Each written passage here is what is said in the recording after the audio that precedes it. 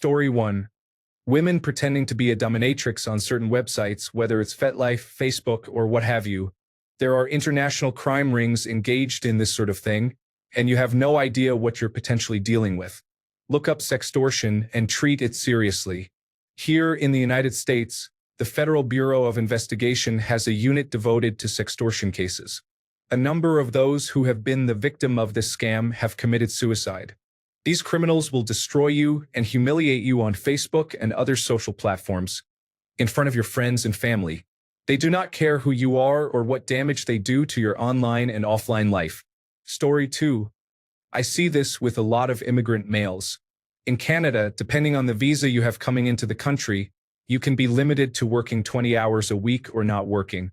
This causes immigrants to look for under-the-table work online. They do work and get paid with a check. Seems legitimate. It's not.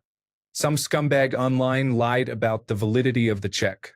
Just because your bank physically accepts the check doesn't mean it's all good. There's a process they go through that doesn't even happen at the branch to confirm whether it's real. Don't accept checks from people. Story 3. Testosterone pills are popular in workout areas at stores. There is stuff online too. There is no scientific evidence that backs up that they work, no matter what you are told. In fact, it is the opposite. Unless your doctor is injecting you with hormones, you are wasting your money, maybe even hurting yourself. Story 4. The military, specifically what the recruiter promises without writing it down in your contract. Know what you want and are getting before starting any job. Have what Bush should have had in 2003, an exit strategy.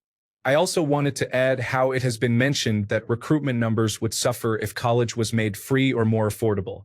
That doesn't make recruitment or the military scammy automatically. But if people don't go in as knowledgeable or as willingly, it can be exploitative. Story 5. The whole alpha male mentality. Get rich quick schemes.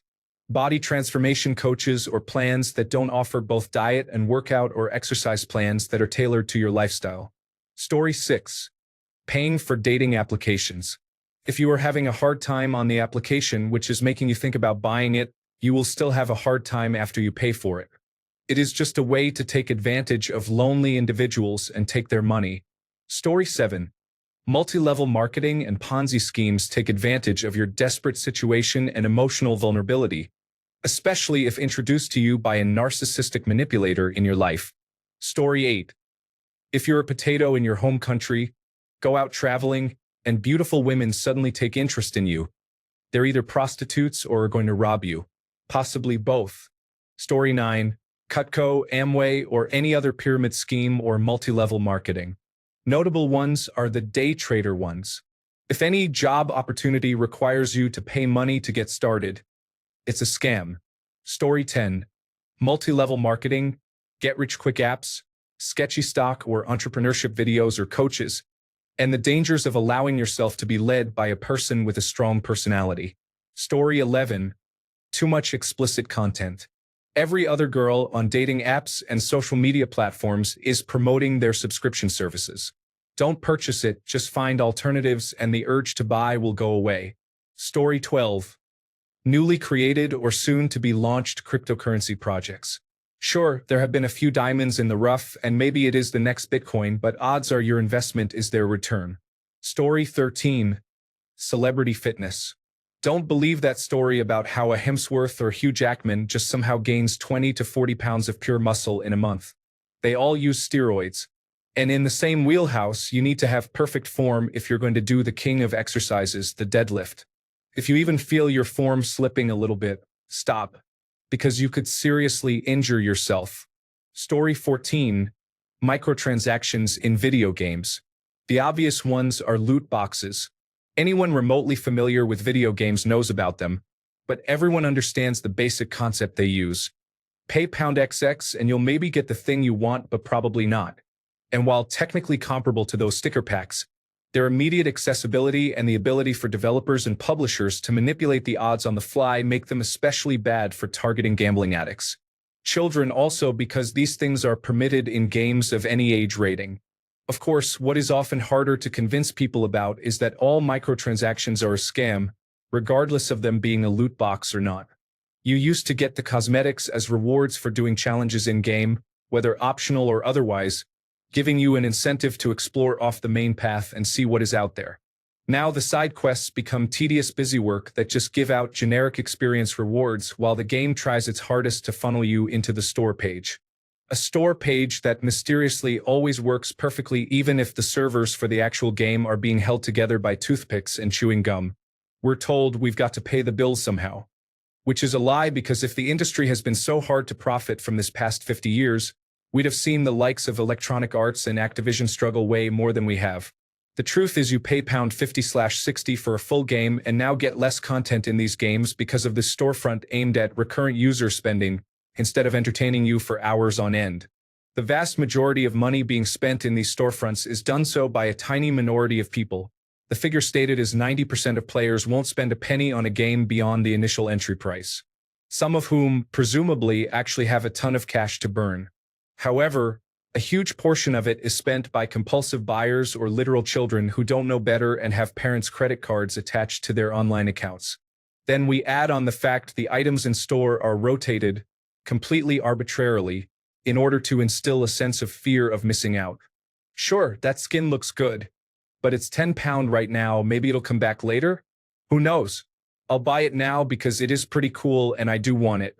There's no real reason a storefront can't just contain all the released items and keep them available to purchase. But then it's harder to convince someone to part with £10 because they're more likely to wait until it's on sale for £5 instead.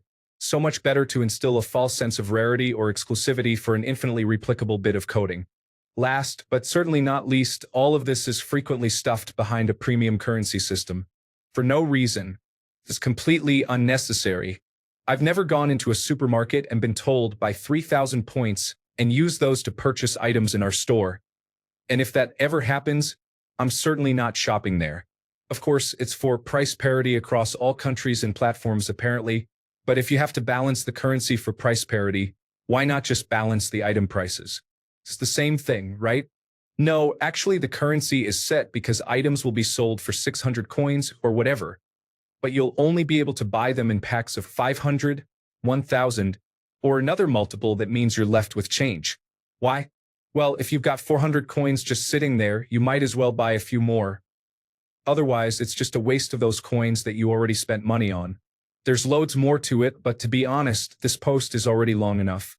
Story 15. Do not subscribe or give money to any person or business claiming that they can give you the secrets to being a man, losing weight, making money, etc. How to be a man. 1. Be honest. Understand that you are not always right. Stop smoking and drinking as much as possible. Drink water, take a multivitamin, and work out regularly. Be faithful to your wife, fiancé, or girlfriend. Be the dad you wanted as a kid. Save your money. Go to therapy regularly if needed. They're all the secrets for free. Story 16. Those stupid buy a plot of land in Scotland and become a lord or lady gag gifts. They do not actually give you status, you do not own any land, and you have just wasted money. Story 17.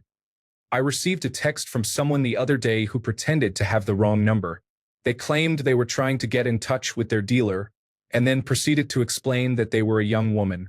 Since they were already texting me, they wanted to make friends. They responded like a real person. I think they were, but they had a lot of trouble with social cues.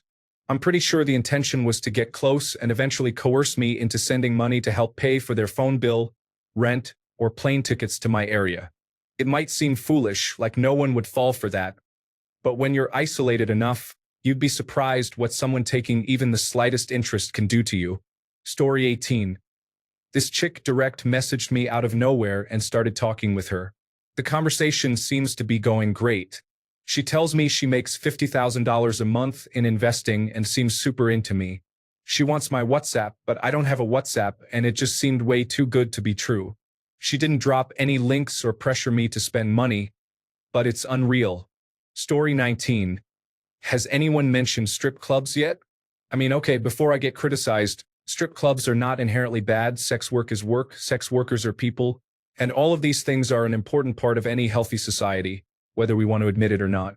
However, strip clubs in the United States, at least, can be rather predatory when it comes to vulnerable men. In fact, I believe that vulnerable men should not have access to strip clubs until they are no longer in a vulnerable state. Source: I am a man, have been vulnerable, have been to a strip club in the United States. Story 20.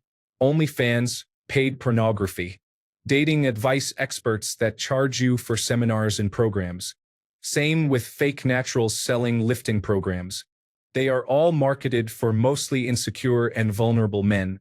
Story 21. Dating apps in general, if you are heterosexual, mainly have other men as users. It's better to go to clubs, social events, and network through friends to meet women. Lastly, the self-improvement trap. Yes, it's nice to be self-aware and focus on yourself, but after a while, you tend to sell yourself short and miss opportunities financially, in your career, socially, and romantically to improve your life. Achieving your goals doesn't require perfection, but a willingness to grow. Story 22. OnlyFans, Tinder, Snapchat, basically any place that harbors those that want a quick and easy good time and shows you attention for money. If they ask you to verify yourself or open your webcam or do anything that shows your face and gives personal information, walk away. Story 23. Guys like Andrew Tate and pickup artists aren't going to teach you anything that will make women find you appealing. They're just going to take your money and leave you not only undesirable but also broke and blaming women for your problems. Story 24. Women on dating apps who look too good to be showing you that much interest. Either it is a scam or they are trying to sell you pictures of their butthole for $3. Story 25. Male shampoo products. You are made to feel as though you are manly if you use a shampoo named Fury, Alpecin, or Uppercut, all bottled in black and blue in capital letters. You have to smell musky and strong because you are a man. All in all, it is the same product. My boyfriend and I use the same shampoo and moisturizer.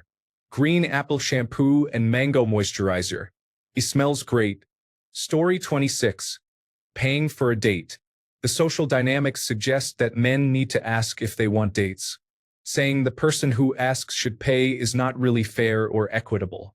Women work and they can pay their fair share. If you are paying for your date's time, you are a John, and you know what that makes her. Have some self-respect. She is not gifting you with her presence. Stop treating them better than they deserve. Shut that entitled attitude down. Unless you want to get laid or secure a second date, then you will probably have to. Story 27. Manscaped products. Not sure if it qualifies as a scam, but their products are subpar and overpriced compared to much better alternatives. You don't need ball toner, the scented water, their aftershave lotion, just cheap. Their buzzer charger will fail after 3 months and render your product useless. It's all a gimmick to take your hard-earned cash. Don't waste your money. Story 28. As with all things, if someone is asking for your money, do your homework before handing it over. People are not interested in you if they are asking or expect to be paid.